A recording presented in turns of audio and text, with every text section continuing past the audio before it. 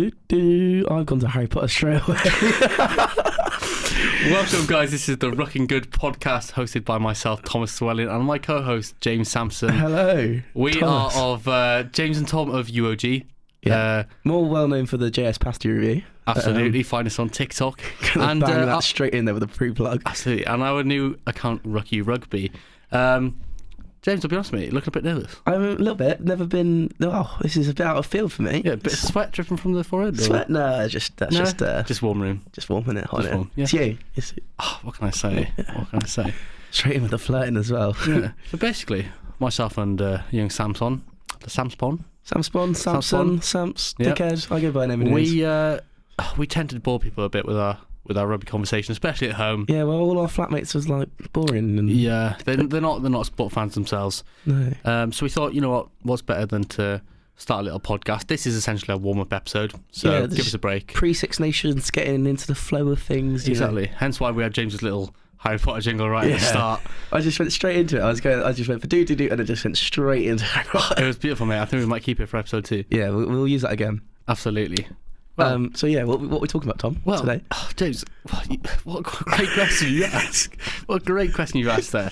Now, as you know, this is called the Rucking Good podcast. Yeah. Insinuating this is potentially about rugby, would you say? I would say that, yeah. Would you say that's the area you might know a little bit about? I do know a little bit about rugby. I'm not, well, but that's I love it. Best sport in the world. So like you're the sort of fan that you're the sort of new fan that thinks like Henry Slade and Jack Noel are good. Well, they're goats. So okay, right. Anyway, Cornwall's finest. Jack as this is the first episode, please give us a break. This is a bit rookie, a bit shit, bit rogue. Mind our language, bit rogue, bit dodgy, but it will improve. But the exciting thing is we got the Six Nations this weekend. Whoop whoop. First game, Samson. What is it? It is the opening game. No. Wales and Ireland. Wales, Ireland. Oh, it's going to be a big one. Wales, Ireland. Gatland's obviously just come back in. Ireland in some very good form right now. Ireland are in very top form. Very top form. Be honest, just off the cuff before we start looking at the games in particular. Yep. Can they win the World Cup? Who, Ireland? Yep. No. Well, categorically no, you're saying? Like, they're not going to do it. They could, maybe. But, like, they're not going to. It's going to be between... Top 4 will be South Africa, France... All Blacks in England. Okay, right. Let's focus on this game then. Okay. Coming up against Wales. Wales have been, quite frankly, a bit shit. Yeah, they are quite shit. But they've got Gatland coming back in. Gatland's come back, but good side's been named. It's all right. Yeah. What are you thinking for this weekend? Score-wise, it's going to be a close one. I think. I think people will underestimate Wales. I think Ireland's are probably the favourite. I don't know what the odds are, but I think Wales will put in a tough shift. I don't think they'll get walked over, personally. But I think Ireland are probably going to take the dub. I'd agree. As a Welsh obviously, this is the first episode, so I get a bit of clarity. Insight, yeah, I am Welsh. Who are we? Let's talk about that first. Let's go back a few points. Exactly. We just told you it's not going to start well, but we're going to improve. It's fine. So myself, we'll fix it in post. I am Thomas Dwelling, as mentioned, Hi, from Tom. South Wales. Ooh. Welsh fan, big fan of the Ospreys. Yourself, James? Hello, my name is James Sampson. Samspon, also known as. Samps. If you read if you read the team sheets, it's spelled wrong a lot of time. So who am I? I am James Sampson. I am just a Cornish legend, straight from the hometown of Kernow. And let's move it on. Let's just get to the point where you say you're English biased. I support England rugby and Exeter Chiefs. Okay, and would you say you're English? I'd say I'm Cornish. Okay. Or British. But support England? Yeah. Okay, just want to get some clarity for the viewers. That's what we need to just the listeners, yeah. Don't want any comments, saying otherwise. So yes, bit Welsh bias from myself. So on this particular game, I am going to say I think Wales are going to have a good chance. They have a chance. Yeah, I don't disagree. It's Test rugby. Anything can happen. Anything can happen. It's a game of two halves. It really is a game. It's a game of two halves. It's just about who wants it more. It really is. But we've got Ireland in great form at the moment. I think Wales have been particularly shite for a while now. Well, let's just roll back to... Under Wayne Pivok, of course. Let's roll back to... I know what you're going to say, James. We're going to bring it back to the Italy loss. We're going to bring it back to the Italy last year. And the Georgia lost in the autumn. But we've got new coaching staff. We do have... You do have new coaching staff at Wales, but are they the best coaching staff? I think Gatland's done a job. I think he's reliable. I think if you're going to bring someone in to do damage control for 1 year for the World Cup, I think he's got experience in the team. He knows the players. He was the best option at the time, and he's the best option right now. And I think in the Six Nations, he can do a solid job. And I think if I had to put my money on it, I would put money on an Ireland win on this particular occasion, just because they are in better form recently. And I'm going to say, 28-21 to Ireland. 28-21? Yeah. I think it's going to be... well, personally, so I think Wales' squad... Well, you said about this, didn't you? That they've got quite a few older boys back in. It's an aging / new squad. There's no intermediate here. Exactly. There's the new boys and the old boys. Yeah. And I think you got a couple of injuries as well. Zamet's out. And Zamet's out, yeah. Halfpenny just got injured today. Oh, is he? He was starting, wasn't he? He was. He's out with a back spasm. Liam Williams replacing. Oh, right. Well, Williams is... I'd pretty start Williams over. That's the thing. That's one of the questionable decisions. Why was Gatland starting Halfpenny in the first place? But I don't know. Halfpenny's been on form at club side. I don't know. I think Liam Williams is just... he's levels better. Yeah. But, yeah, you've got the new boys. You've got Joe Hawkins starting as centre for his second cap, I believe. You've got Rio Dyer at winger. He obviously made his debut in the autumn against the All Blacks. He was excellent. Where's he playing for club-wise?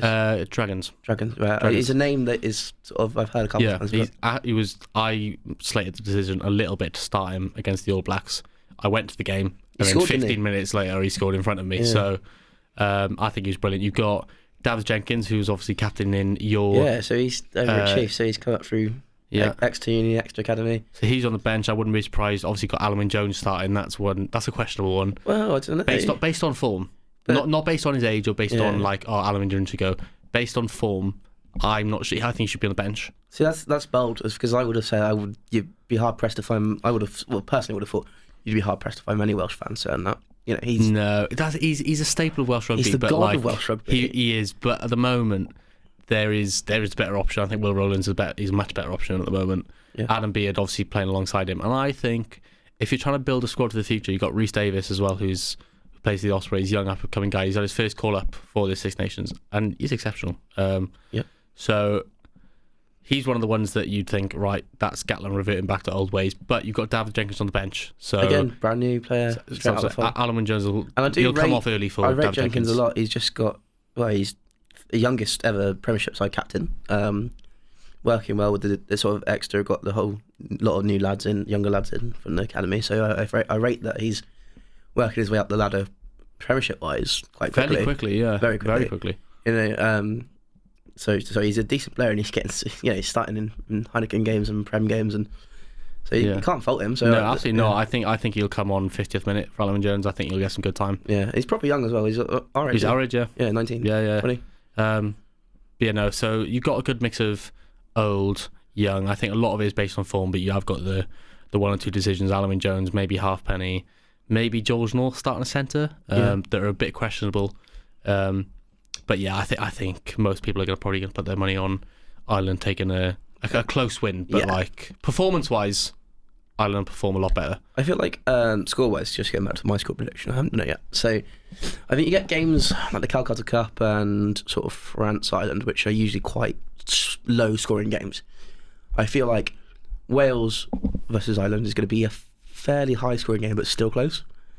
Yeah. So I would go put my score prediction at something around like 37... 32 or 31, 37, 31, something like that. I could back that.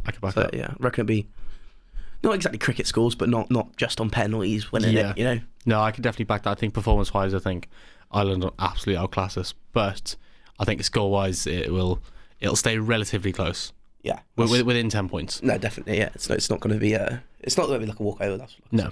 And we've got a second game. A game you're attending. I'm going. You absolutely are. Tell us about that, mate. Oh, I'm buzzing. Okay, free tickets. You get talking, fella. You spew on.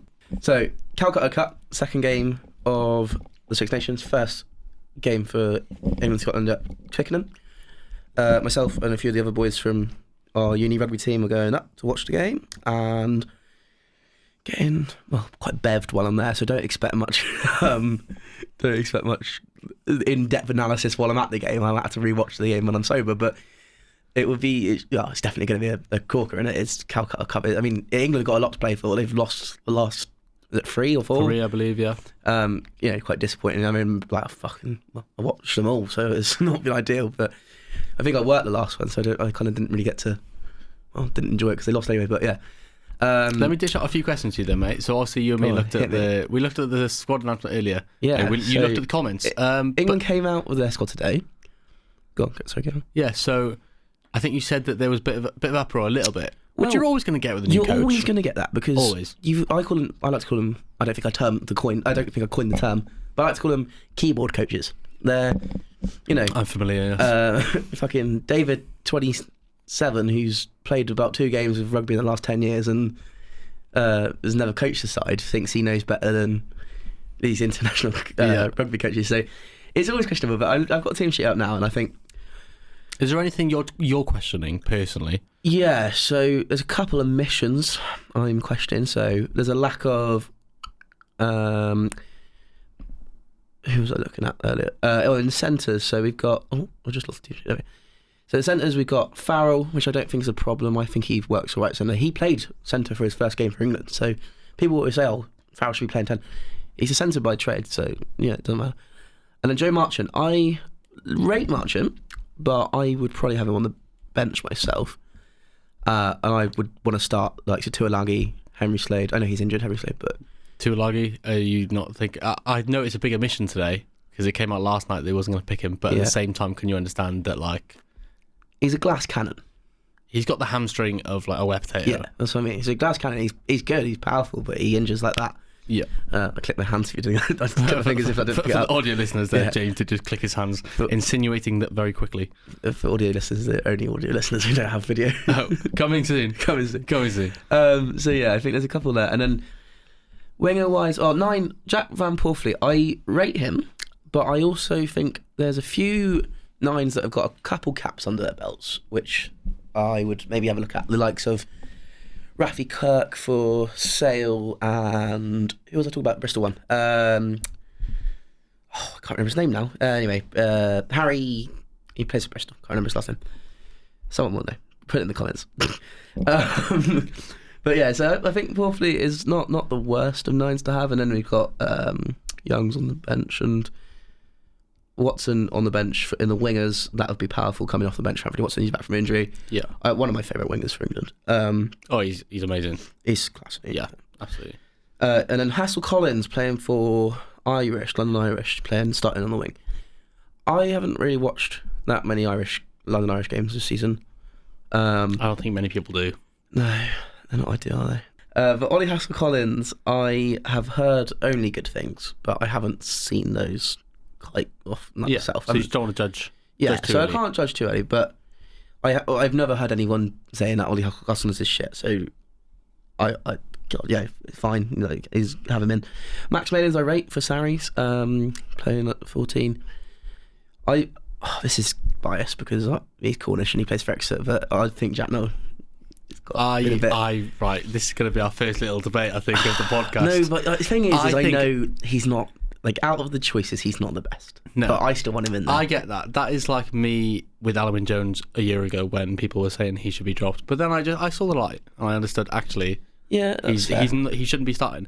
But in the autumn, I think Jack Noel was painfully average. But the thing is... And it's sad to see because, like, during his prime, he was a nifty little player. He's probably one of the England's best wingers that they've ever had. Up there. Yeah. I'm not going to disagree with that. But no, because he was coming into like a leadership role for England, so he got a couple of vice captaincies, I think, in the autumn. Yeah.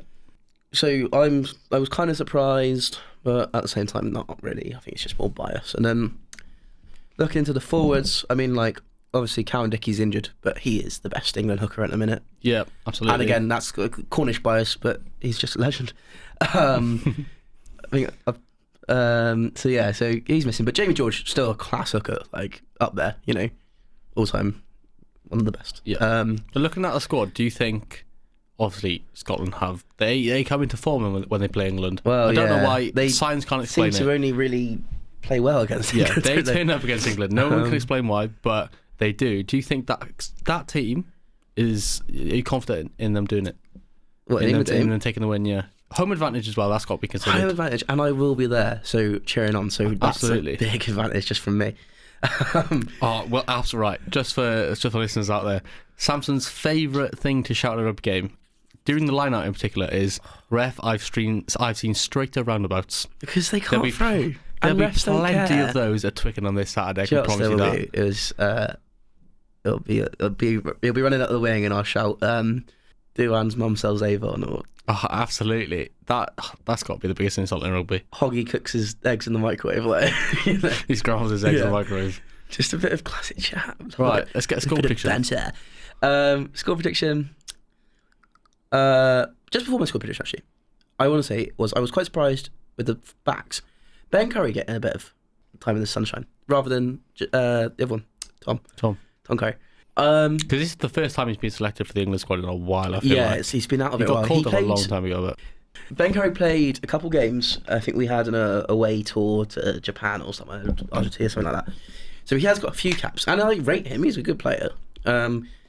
So I think it's not a bad pick. But start him, maybe not. Getting an X device. I really rate Sam Simmons.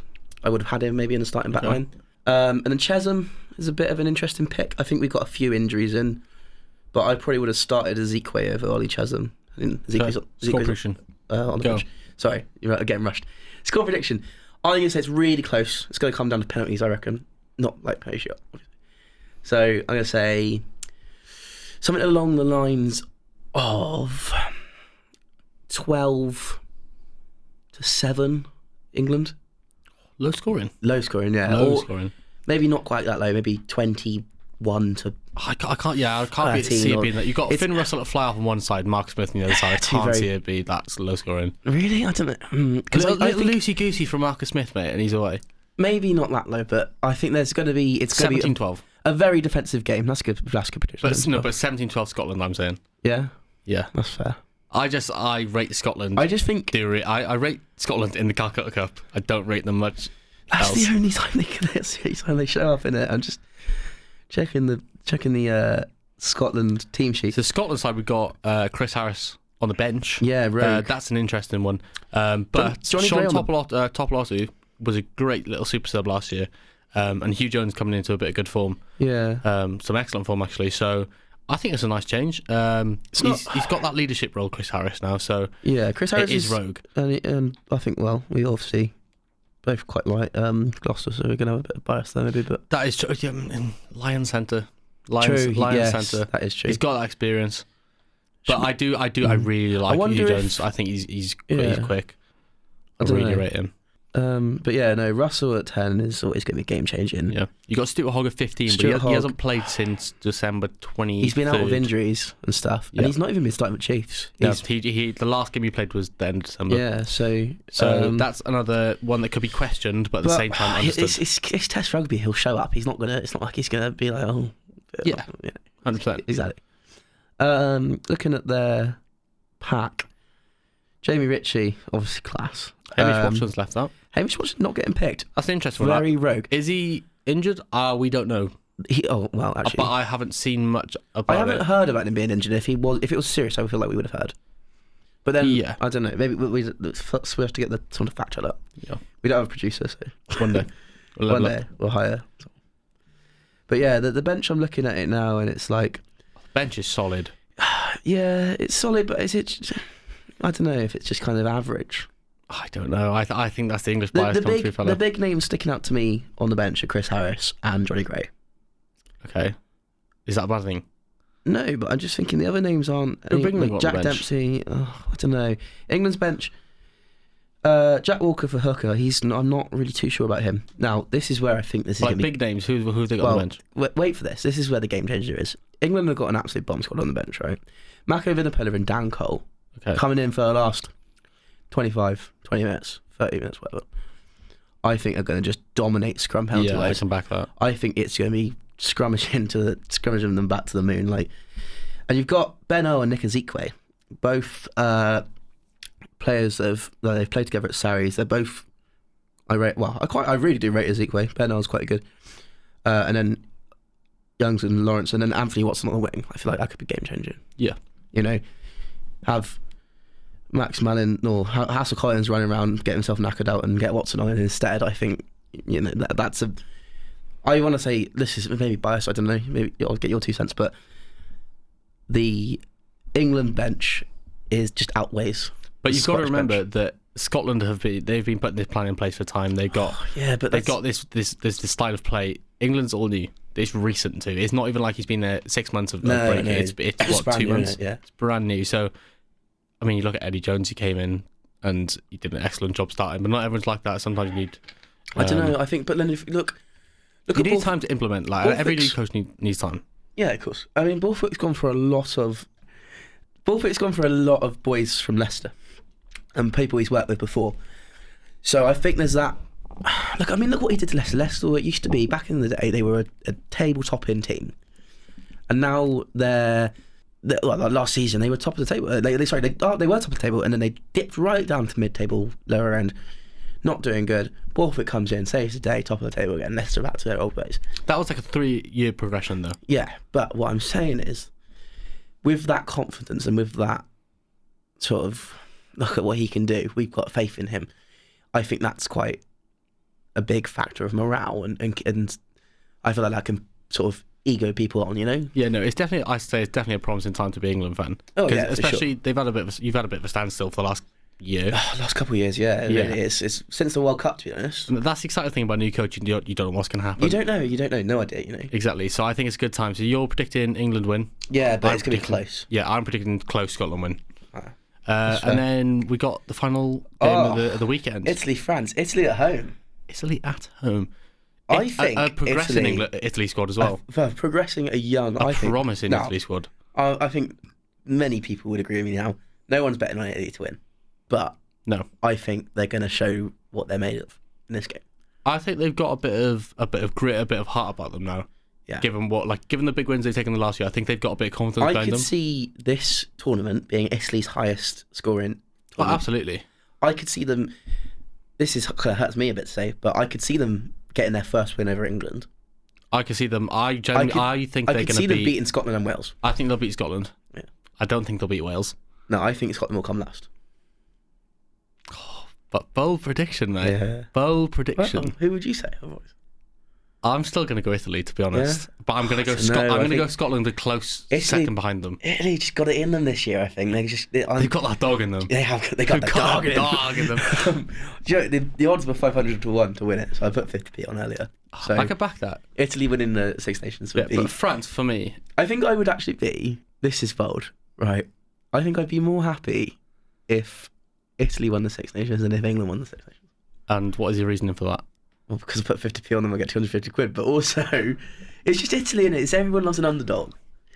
Like, do you know what I mean? You heard it here first, lads. James Sampson, the Englishman, the English supporter, supporting Italy in this year's Six Nations. I still want England to win, but I wouldn't mind seeing Italy win. Like, if it was like England did, say England lose half their games, and it looks like there's no chance, I want to see Italy top the table. I can back that. You are right. Everyone loves an underdog, but I think this weekend, France are just they're brilliant at the moment. They're definitely the favourites. There's no better team in the world, I'd say, right now. They're up there. They're definitely up there. I'm backing France to win the whole thing, to be honest with you. So for this Grand weekend, Slam I don't think so. I don't think anyone did. They complete the Grand Slam last year? They did, didn't they? No, I feel like they lost their last game, didn't they? I can't remember off the top of my head. But I don't think there's gonna be a Grand Slam this year. I think there's too many factors. There's just because there's so much going on. Or there might be, but I think we can't predict that now because you've got Gatland coming back for Wales. Yeah. You've got Borthwick coming in new for England. Yeah. You've got Scotland same old shit. Yeah. Same old shit. Ireland on good form, but it always ends. Sorry. Ireland always go through good spells of form for a World Cup, and it always ends at some point. Do you know what Ireland I found is they'll always play really well in the Six Nations before a World Cup. And then they'll flop in the World Cup. This is the one thing that is known and proved by science. Ireland as a nation are shit scared of a World Cup semi-final. Oh, that's true. They can't. They don't want it. They don't want to smoke. I just think they think, they're frightened to death of it. Too hard in it. I can't be arsed. They're frightened to death of it. But yeah, this particular Six Nations, I'm back in France, and for that reason, I'm going to have to. I think I don't think they're going to completely steamroll Italy, but I think it's going to be a very convincing win. Going back to the Italy-France game, it's going to be a clear France win. Yeah. There's no denying that Italy are incredible at the moment. But I don't think Italy are going to roll over with their bellies up. No, they'll give it a good fight. Whereas maybe 2-3 years ago, it would have been game over. It would have just been a murder, wouldn't it? Yeah, 5 minutes in, game over. Yeah, exactly. Because they got is it Garbisi playing? I really rate him a lot. But yeah, you've got the winger. What's his name? He's been brilliant. He scored the winning try against Wales last year. He had a beautiful finish for Toulon the other day. He dived right over defenders, scored it right in the corner. Yeah. What was his name? Let me get that team sheet up. Should have prepared this earlier. But for score prediction wise, I think I'm going to go with a 38-21 to France. Yeah. And that might seem a bit distant. I'm questioning it now. No, yeah, but I think on the same sort of Italy will show some class. They'll show some grit. I could say like 27-14, something like that. Yeah, I can back that. Maybe a bit higher scoring actually, depending. The winger, was it Alejandro Jesse? No. Or Matthias Leon Douglas, I think. Oh, okay, that's the two they've picked. Wait, winger was it? On the bench, Andrea Bruneo? No. But yeah, I think it's hard because it's like, obviously you don't really see much of them playing at club level because it's all they play a lot of them play in France. I don't think either of us really watch the top 14, do we? So, no, not whatsoever. I couldn't even name half the teams. Capuozzo. Yeah, that's who I said, and then you said someone else. I thought you were on about the flanker. I don't know. The flanker, the captain. We got mixed up in that situation. In that situation, we were talking about. I was talking about Capuzzo. Okay, yeah, the winger. Yeah, because he's just electric in the scream, isn't he? Don't know, so. Oh, the winger, the flanker I was talking about, the captain, Michel Lamara. Right, he's good. Yeah, he's not captaining on Sunday, is he? No, Saturday, I think Sunday. It's the hooker. Yeah. But yeah, I'm going to go 38-21. You're going to go 27-14, is it? 27-14, yeah. Is that home as well for Italy? And I believe so. Yeah, it is. And Stadium Olimpico. I think Italy with the home advantage is going to help them as well. Yeah, I'd agree. And for the Six Nations winners, what are you saying? I want to say England, but realistically, if England, well, the thing is, again, like you said earlier, it's kind of too soon to say because we haven't seen how these new coaching staff implement their way of playing. But just on paper, I mean, France are the clear favourites. So yeah, I could see it being. Actually, no, they're not. Bucky's odds, Ireland. Is it? Yep, 2-1 on France. Right, well, there you go. That's worth a few quid if any listeners are into that sort of thing. But we must say, gamble responsibly. Yes, we don't promote that. Stop. When the fun stops, stop. But I think that's all we got for the Six Nations at the moment. Yeah. Maybe a few little fun stories on the side of that. So we got. Oh, I like Farrell. This. Yeah. You tell us, mate. As the English fan, you tell me. So I thought this was quite funny. It's not really like a long story, but so Farrell is obviously an England player, and his dad coaches the Irish team. He's head coach Andy and Owen Farrell. And there was a story that came out recently of Owen Farrell. His kid had a Irish jersey on. I was like, Luke, as I go down to him, he's sucking on that. It's lovely, mate. I'm just taking a little drink break over here while you talk. Owen Farrell's kid had an Ireland jersey on, and Owen asked, what's about that? And he said, I want to support Grandad's team. He said, well, yeah, if you want to be like Grandad, you can wear a suit like him and not the bloody kit. So I thought that was quite a good story. That is brilliant, to be fair. Yeah. That is brilliant. If you're in, what's his name? I don't know. The dad. Andy Farrell. Yeah. In that situation, what are you doing? Are you giving him the jersey? Are you giving him an Irish jersey, knowing full well that he's English, you're English, and your son is the English captain? I don't know, to be honest. I think it's hilarious for a start. I would. I think it's absolutely hilarious from Andy Farrell. Yeah, no, I rate it. It's a laugh, innit? I think it's great. Now, one jersey you should get people, as we mentioned, is Scotland, because they are going to do over England this weekend at Twickenham. It's going to happen. But the Scottish coach, Gregor Townsend. There's always a bit of controversy around him, isn't there? There's always something with him and Owen Farrell. Something to say, isn't he? Something to say. There's some sort of issue in camp. But on this particular occasion, he's come out. He's on the rugby pod.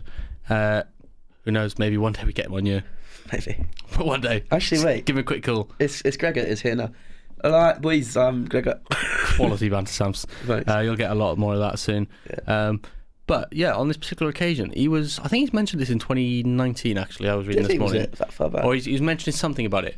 But he wants the jackal banned from rugby because of the serious injuries that it can cause. What are your initial thoughts? Off the bat, thoughts? I saw the headline and I thought, why? There's no what? Why? Like, I'm not being funny, but I think that it's such an integral part of the game that the breakdown and the competing the breakdown is so integral to changing hands and possession, and I think it's just like rather than I think I heard someone else say this today. I think rather than cut this bit. No, there's no cut, mate. Keep going. It's my ADHD. Rather than policing it and getting rid of it, just ref it more accurately and just get like maybe if it came down to it, maybe alter the law to say, oh, you have to do it a bit more safely. But realistically, I don't think jackal needs changing. No one has ever brought up the jackal being an issue until now, right? He did bring it up a few years ago. I think people have. Did he just get swept under the rug? I don't. People have, but it's not as big a thing as like the high tackle. Yeah, no. Just because it happens a lot less frequently. Yeah, I guess. But there's no denying that when you are jackling, you're putting your body in a vulnerable position to get absolutely nailed in a place where it's dangerous. When you step onto a rugby pitch, you're putting your body in a dangerous position. And that's what I'm trying to say as well. I think it's absolutely ludicrous. Yeah. I think you've got to protect the integrity of the sport. And it's a contact sport. There's a danger element to it. That's why people love playing rugby. That's why you get that thrill and that excitement when you go into it. It's the same issue with the England lowering the tackle height for amateur rugby, which is again fucking ridiculous. Ludicrous. Fancy word. Ridiculous. Shouldn't be happening. No, but I hate this saying and I hate this phrase. But the game. Right, on 3, 2, 1. The game's gone soft. And I hate saying that because. That phrase has always irked me. I don't know why. It's just I disagree when people say the game's gone soft. But I think that the tackle height being lowered by RFU is just ridiculous. I'm sorry, but if that's like saying to a boxer, "Oh yeah, you're not allowed to punch him in the head because it's dangerous." Well, the boxer knows he's going to go into a ring and get beaten the shit out of him. A rugby player knows he's going to step on, or she's going to step onto the field and get pummeled and tackled, and that's why we play. No one's expecting to come off a rugby pitch not bruised. That's the risk you take going into it. Yeah, you don't necessarily sign a form or a waiver that says I am accepting that I'm going to take a head injury. But you just know that it could happen, and it is part of like. Or you should. Maybe a lot of players don't. Maybe you should have to sign a contract saying I'm happy to get injured because I think like okay, I can understand. So obviously, the older England boys like what's the hooker played for one in the World Cup in 2003, the English hooker. Steve. Is it Steve? I can't remember his name now off the top of my head. My dad's met him. Oh, Thompson, is it? Steve Thompson, yeah. Is it Steve Thompson or Nick Thompson? You can fact that for me. I'll fact check. So, 2003 squad, there's a lot of players and press saying, look, we've got this sort of things like motor neuron and not motor neuron, that's bloody word. That's a whole other subject. Steve Thompson, correct. Steve Thompson, yes, okay. So, there's a whole lot of players saying, oh, look at us, we've had early onset dementia, we've had head issues and stuff from contact. And I think if you look back, I can see why they want to sue because there was not the protection you have today. And I agree that they should have had that sort of protection back in place. And I can see why they'd get angry and upset. But I don't think that lowering the tackle height is going to help in any way or shape or form. Because let's be honest, would you rather an arm to the head, like a bicep smacking your head, or someone's knee in your skull? And you've had a lot of players come out and say that they've been involved in studies in recent years, and there was more concussions. Yeah, well, they did. I think they trialed it in Australia or something. I read. But they were saying, although we've lowered the tackle height, we're still getting more concussions because the head to knee injuries, and it's just like.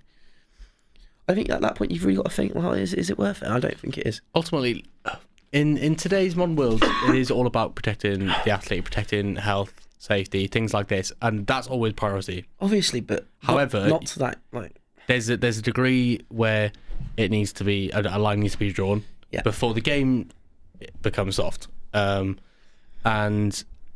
yeah, it's just about protecting the integrity of the sport. You're going to have the next generation growing up where they're tackling at the thighs every time. You could argue, okay, it's better tackle technique. tackle technique. But they're not, no longer Jacqueline. What you've got now is a boring game where there's no excitement to it. You've got basically rugby league. Is what it is. It's a mix between touch rugby and rugby league. Yeah, because you can't compete in the you can't tackle high. There's no excitement to it. There's no sense of danger in the final moments when anything can happen, because it's just gone. There's no element of anything can happen anymore because you're taking away. Maybe it makes I think that with why league got so popular at North is because it's a lot simpler. So there's a lot more tries. You can see it. There's a lot more. I'm sorry, James. Are you insinuating to our northern viewers that they're more simple? No, I'm saying that rugby league is more simple.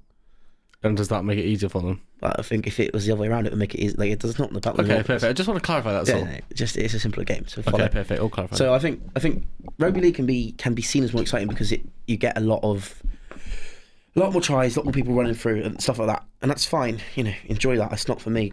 Personally, I've always been Union. I love it. Yeah, but whatever.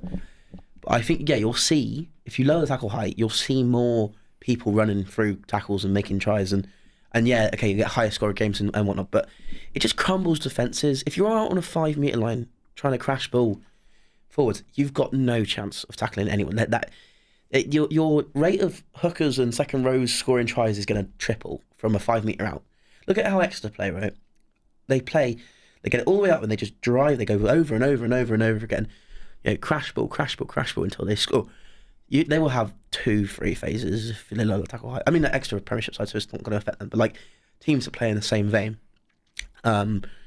you can't. If a big look on props, right? Big fuck off forward's got a ball and he's crouched down low. You'll never tackle him below the waist. It's impossible. No. It's ludicrous. I can't quite believe it's happened. But I am thankful that as of yet, no other unions have come out and done it instantly. I think they'll trial it for the next couple of years and then they'll see how it happens in England. Will it get swept under the rug? Absolutely. I won't be surprised if we see a U10. I don't know. I think it'll get swept under the rug. I think a lot of people forget about it because once you've done one season, like a season, when you think about it, isn't long, but it feels long when you're in it. And I think once you're used to it, I think people just not forget about it. But once it's not talked about as much. Exactly, and at the end of the day, they've had the most media coverage ever, and they still haven't gone back. From now, it's just a steady decline. But also, like things like this, you get some titchy nines and flankers and stuff.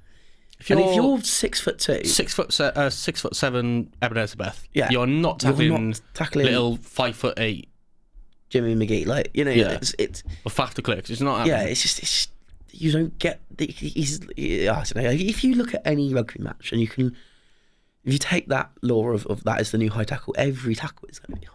Yeah. Yeah. Okay. A perfectly executed tackle would be that low, but you don't get perfect 100% of the time. No, especially in a game situation, you've got other factors. More so in amateur rugby where they're banning it. If you've got, it's also I feel like it's going to decrease the amount of people wanting to play grassroots rugby, and grassroots rugby is already on the what's the opposite of a rise? On the decline. Yeah.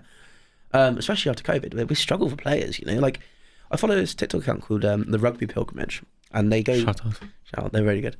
And they're these 3 blokes or 4 or 5 blokes who just go up and down the country playing for different grassroots teams, playing for second teams just to fill the gaps in numbers. And their content's really good, but it is quite sad that there's rugby teams can't get like the players anymore. You look at our uni team. About 3-4 years ago, before we came, they had 4 teams. They had 3 teams in all in Bucks and a freshers team. Well, sorry, first year's team. We can't say fresh anymore. But now we have one first team and a second team that's had 1 game this season. Yeah, and there's external factors for that. Yeah, there's other factors, but it's still you see that pattern in. Sorry, I dropped my keys. You see that pattern in other clubs, and then player amounts decreasing. Like before COVID, my Colts team had, we were getting a side out every week. We had a good side. After COVID, we are barely getting a side together, and it's like it's sad that the player levels are decreasing, and now I feel like this is not going to help because I feel like 37-year-old Mark, who's got a bit of a bad back, playing for second team at Old Boys McGee or whatever the team you want to call it is, but he's not going to carry on playing if he can't get that low. He's a sore back old bloke. He's just, I might as well knock it off on the head if I can't tackle like normal. It's just I don't know. I completely agree. I think it's absolutely outrageous. And I think on the back of the tackle height being lowered, I think to propose that you get rid of the jackal as well. I think at that point the game just gets killed off. It really does. It's just not the same then, is it? So for you, is that like a categorical no? Not happening. Don't do it. No, I don't want either of those things happening. Well, one of them already has, but for the jackal, I don't want either of them staying. That's fair enough, mate. That's absolutely fair enough. Sorry, I really went off on a tangent there. No, mate, it's something like if you grow up around rugby like we did, and it's just something, right, you start off when you're young, you start off only being able to, you start off with tag, then you tackle low, and then you get into more contact and it gets higher. Yeah, you get through and you stay within the laws, but from now on it does kill off the game, and you get older and get more passionate about the game. Sometimes these things happen and it's a bit aggravating. And it's just about like protecting, when we're 60, we still want to, be able to watch the Six Nations and think, the beautiful game. Yeah. Same way we did when we're 20. Beautiful game. The beautiful game. Everyone wants to play a beautiful game. The beautiful game. So from the Rucking Good podcast, boys, I think we think here at the Rucking Good podcast, it's definitely exclusively complete no. Gregor Townsend on your bike, son. Absolutely not on your bike. Yeah. Go back to Murrayfield, don't come back. Thank you very much. Now, on to the next topic there. You are a Chiefs fan, you've mentioned a couple of times. Love them. From Cornwall, did you say? Sorry? From Cornwall? I'm from Cornwall, yeah. Closest team. Makes sense. Closest Prem side, Makes sense. Quite a big success the last few years. Would you say you did the double? Definitely. Well, we had the double. Yeah. That was a great season. Incredible season. Brilliant season. Well, there was MBEs handed out for it, Exactly. So, very successful club. Rob Baxter, there was talk of him being England coach for a long time. Yeah. He very quickly announced that he was renewing his extra contract when Eddie Jones got sacked. Yeah. So he definitely wasn't a contender for it. A few years ago, absolutely. When they did the double, he was he was the best coach in the country. Yeah. But nowadays, things are different. Fallen off a bit, I think, and lots.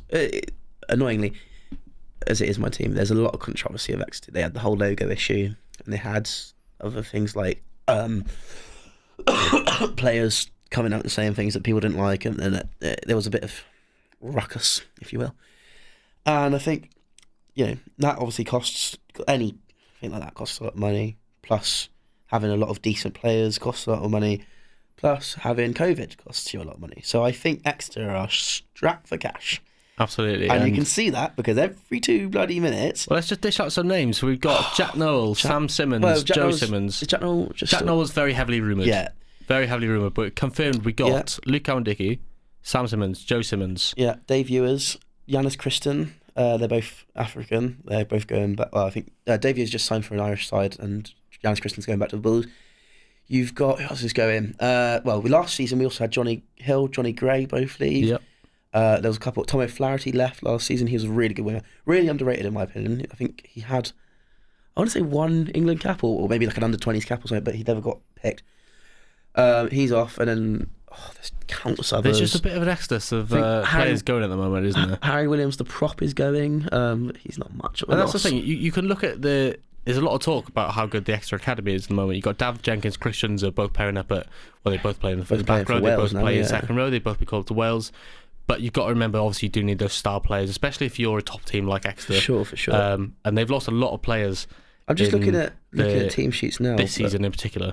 Yeah, it's just on the Exeter page now. But thing is the Exeter Academy is phenomenal. It always has been. I mean, there's a lot of players who play internationally through the Exeter Academy. They have links to all over Devon and Cornwall and all over like Exeter Uni. They're all linked up, and that's why I have faith in them. And their younger players show that they can play. So it takes a weight off your shoulders worry-wise.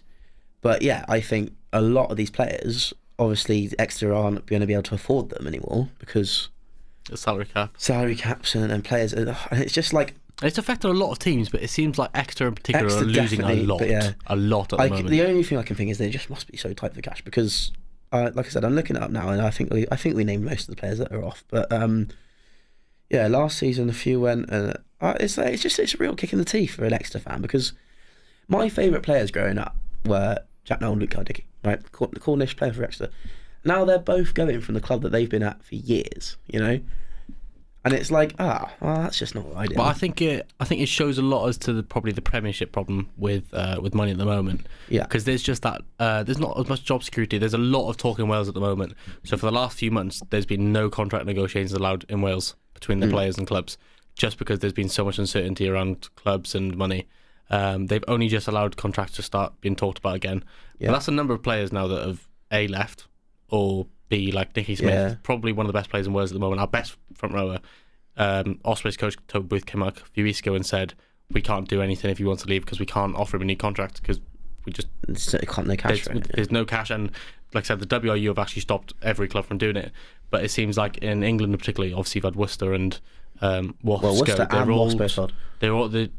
I think they're all a bit worried about the certainty of clubs in the league and the league themselves, and it probably reflects a lot in how many players are leaving for France and these different places. Well, yeah, loads of them go to France, few to Japan. If you look at the Wasps boys, they've all kind of gone over the world, relocating and whatnot. But yeah, no, I think the top 4 teams are obviously doing something right because they're scooping up Prem players like this, going out of fashion. So I don't know. With Exeter, like I said, I'm looking at team sheets now for the last however many games for Exeter, but the likes of. He didn't come from the academy, but Josh Hodge is young. He came from Newcastle. Who else we got? New signings wise, there's like Rory O'Loughlin. I can't say his name. He's Irish anyway. Lochety, something like that. Rory O'Loughlin or something like that. Yeah. McLaughlin. No, O'Loughlin. Oh, it doesn't matter. So these guys. Sorry, mate, for butchering your name. Yeah, sorry, mate. I do apologise. Then you got the new centre. I think he's called Solomonu or something like that. There's loads of these new signings who are. They're not international standard. Oh, yeah, Solomon Kata, he's good.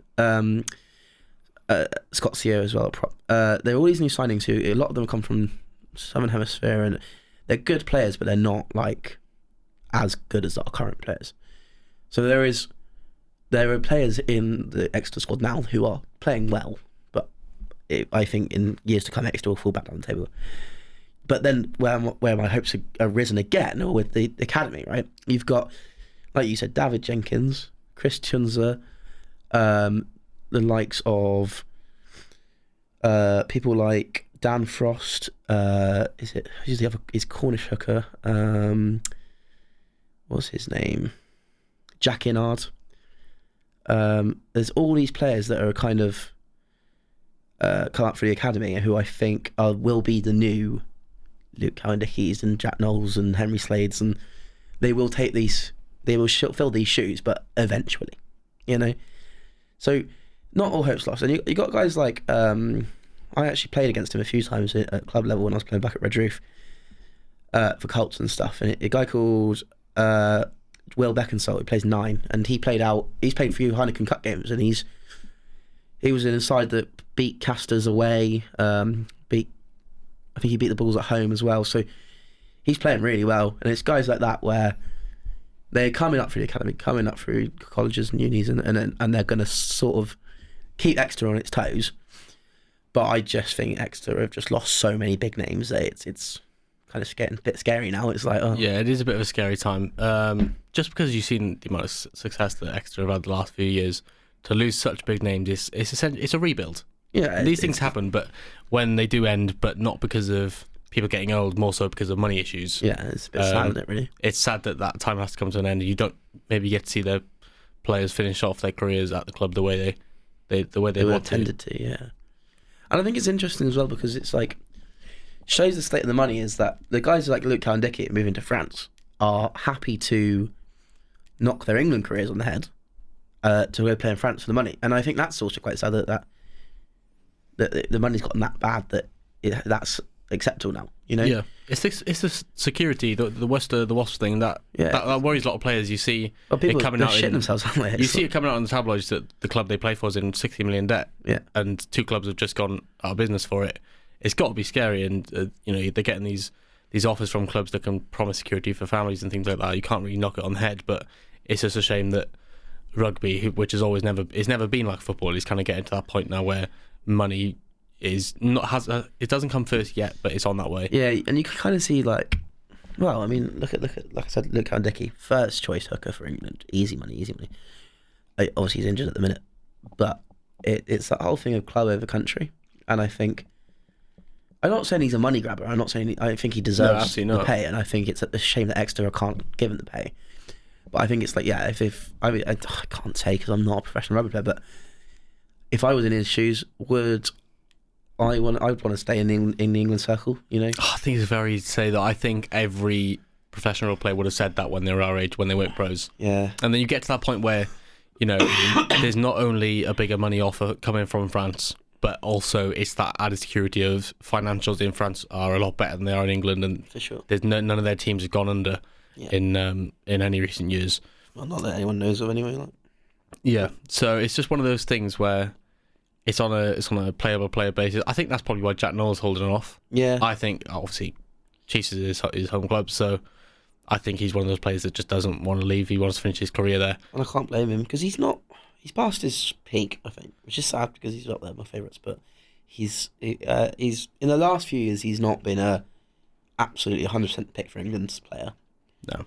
So I think he's happy where he is, and I think he's, I think it's sort of situation where he's like, I'm happy at the level I'm at, and I'm coming to not the end, but the last few, say last 10 years or however long I don't even know how old he is, but he's not got like years ahead of him like he once did.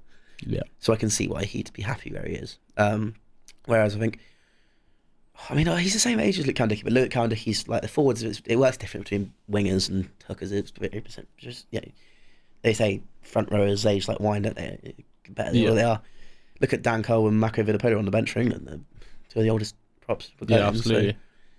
So, I think Luke Cowan-Dickie's got a lot ahead of him, and I think if he stayed in the Prem, this again, if he stayed in the Prem, I think he's got another good 5 or so, 6, 7, 8, maybe 9, even 10 years. But you do see a lot of players going over to France for a season or two and then come back. Yeah. Well, was it who just recently was a big name that people were saying he's going to get back in the England squad because he's just come back from France. But the one that's just gone to Gloucester. Yeah, was it? Who was it? I can't remember his name, but he's plays back row. Yeah, I think it was him, and everyone was saying, "Oh, he's going to get straight back in the England team." No, not especially maybe 10 years ago, you saw that a lot. You had Reece Webb go over to France for 2 years, comes back. All right, maybe he lost his place in the Wales squad at that time, but Jonathan Davis went over to France. You've got a bunch of players back in the fold, aren't they? Yeah. So you see these things happening. I think Chiefs are a big club. They'll come back from it. I think they're going to have a couple of years. But it's just going to mean, as a fan, it's not something you want to see. Yeah, especially this is my club as well. It's like, there's not going to be any silverware in the cupboards for a few years yet. Like. Yeah. And to be fair, it was the same with the Ospreys. You saw Shane Williams retired. You had Mike Phillips retired. You had a bunch of these players retired. Then all of a sudden you've got Bigger and Reece Webb in their primes playing. Bigger gets his 60 caps, goes off to Northampton. Then you've got Reece Webb, goes off to France, and you have a bit of a rough few years. But these things happen, and it always comes back around. I'll tell you what, Ospreys are doing very well at the minute. We went up to watch the Ospreys versus Leicester, didn't we? And they absolutely did. They absolutely... Have you seen that Justin Tipperick nominated for European Player of the Year? Didn't see that. Yeah. He's a very good player. He's been excellent lately. Talking of excellence from Ospreys, you'll like this. What am I to say? Oh, go ahead. Can't wait. You're going to love it. I just need to remember his name. Jack Morgan. Jack Morgan. What a man. Very good player for us. What a man. You love him. I know you love him. I love him.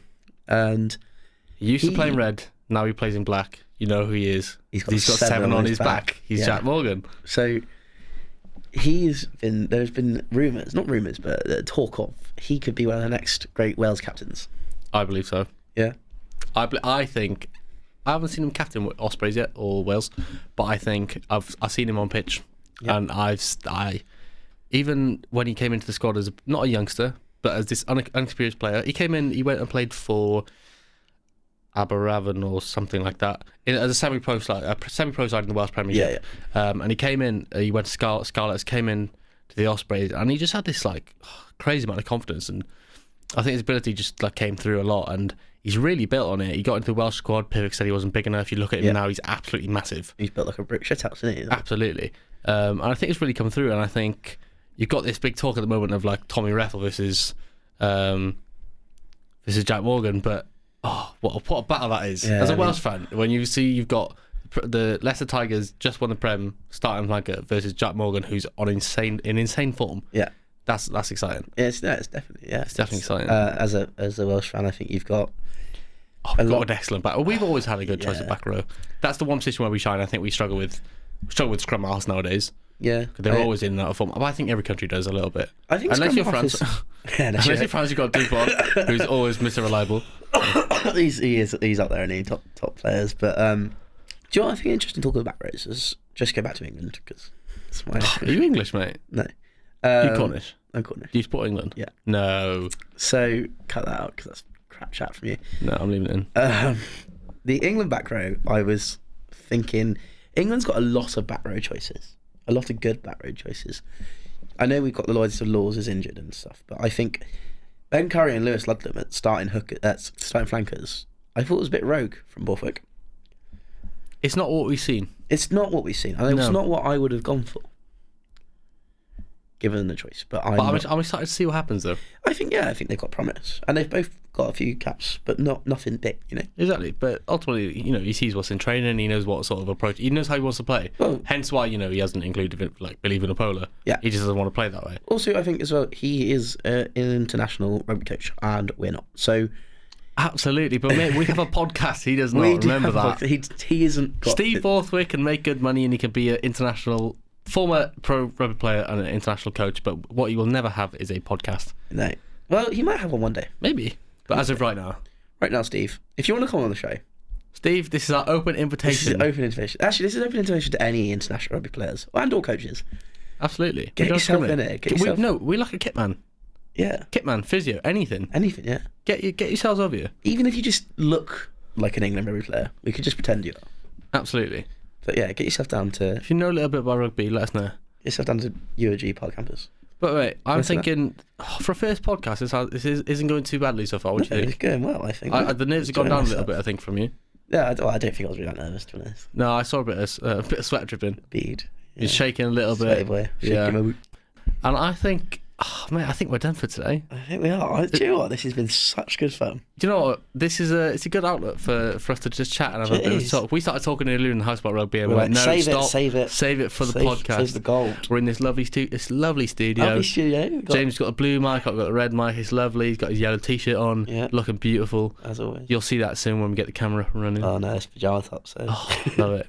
Yeah, but the padded walls, got all the set up here. Huh? But yeah, we got Six Nations coming up, so hopefully we'll have another one going next week, and we'll get talking about the games that happen first weekend in. Maybe a bit of fantasy rugby. Oh, wait, you know what? I need to remake my team because I started making my team. I haven't started it. And then I thought, actually, the team sheets aren't out yet, so I don't know who to play. So we need a bit of a Rucking Good podcast fantasy league. Fantasy league, yeah. And we can have a bit of a debate every week after a game. And we'll talk about fantasy rugby. I fucking love a bit of fantasy rugby. Oh, I love it. I never really got into it until I came to uni. Do you know what though? I hate to say it, but I'm really good at it. Fantasy rugby. Yeah. Do I try hard it? Maybe, but then when I won the course one last year. I came second in the UGRSC one last year. Did you? I won my at-home rugby team one previous year. You beat me in the autumn, but that's because I stopped doing it after the first week. Yeah. So. And you only beat me after the third. Yeah. To be fair, you didn't change your team. You still beat me in the second round. Didn't you? But... So it's one of those things where I like to think I'm pretty good at it. It's just because I probably put more effort in than other people. But I'll pretend that I'm just this godfather of rugby who knows everything. But we'll get that going, I reckon. That'll be interesting to talk about next week. Ooh, sorry. Samson is playing with the microphone. He loves it. Yeah. It's quite, I'm a bit out of my comfort zone. I'm a biology student. This is your degree. It's exactly sports journalism. This is a good one for me to like. When I come in here and we're doing like we've got lectures and we have to come and do something in year, or especially for like assignments, because there's like a few people in here and we're all doing it. Proper makes me nervous because it's like it's so intimidating being in this studio with other people. So it's a good opportunity for me. That's it. It's the opportunity for me to just like get used to speaking into a mic and like pretending that there's someone like on the other side listening. Yeah. So it's good. It lets me live out my little sports journalism dream. Exactly, mate. Maybe one day. What rugby fan doesn't want to make a podcast? Make a podcast talking about rugby. Exactly. We essentially have one every week in the house anyway. Yeah, we just chat but shit people anyway, just tell us to be quiet. All of us, no one else cares. We're in a completely soundproof room. Nobody can hear us. No one can hear us. We can say whatever we want. No one can hear us. You can scream, but no one will hear you screaming, man. Okay, that's getting clipped up. Anyway, I think we're done for today, mate. I was just wondering if you want to give us a cheeky little jingle to finish out. Oh, yeah. Is there anything you want to say before we go? Or stay frosty, bros. No, that's weird. Cut that. Anything I want to say, just just enjoy life. Do you want to give a shout out to anyone listening, just to check if they Right, we're going to send this to our family. Obviously, this Oh is my the God, first yeah. episode. We're going to want to see if they make it to the end. So give a shout out to somebody. I'm going back to say home. just to all my family members who might be listening to this now, if you get to this point in the podcast, I'd like you to text me saying just the one word, flabbergasted. Flabbergasted. That's beautiful. Jasmine, Saffron, Jonathan, Rebecca. Yeah, we're expecting the text. Auntie Annie, anyone listening to this? And what we'll do is on next week's podcast, we'll be checking who has and hasn't text and we'll be James, calling out. and we'll be calling you out live on air. Right. By then, we've got about 25 followers right now. We're hoping to have a good 30 by then. Yeah. So all 4 viewers. If you don't want to get exposed, okay, Yeah. give us time to text. For me personally, I want to give a little shout out to my dad. I think my dad will give us a listen. I don't think he'll make it to the end. That Big man's guy. he's got the attention span of a small fly. Oh. I don't know why a small fly. I suppose all flies are quite small. Well, I don't know. You get some chunky ones. But yeah, Dad, if you're listening to this fella, let me know. And yeah, thanks to everyone who has actually made it here. It's probably just me, James. Yeah. Hopefully my dad and maybe a couple of people from James's family, Maybe. as well as maybe a couple of friends because we forced them to. Yeah. I mean, I might just like lock them in a room. They play it on loud on the speaker. It's only fair. Yeah. But yeah, to those of you who are, if any of you have actually listened, this is just the first episode. It was a bit of a practice. It will get better from now on. It will be a bit more streamlined next time, I think. It'll get more improved. It'll get improved. It'll be more comfortable, things like that. This is a first go. And like that. Absolutely. It'll get more professional, but stick with us and we'll give you a good podcast one day. Yeah. So James, just to close it out, mate, give us a quick podcast jingle in 1, 2, 3. Doop-a-doo-doo-doo. Ruck You Rugby Podcast.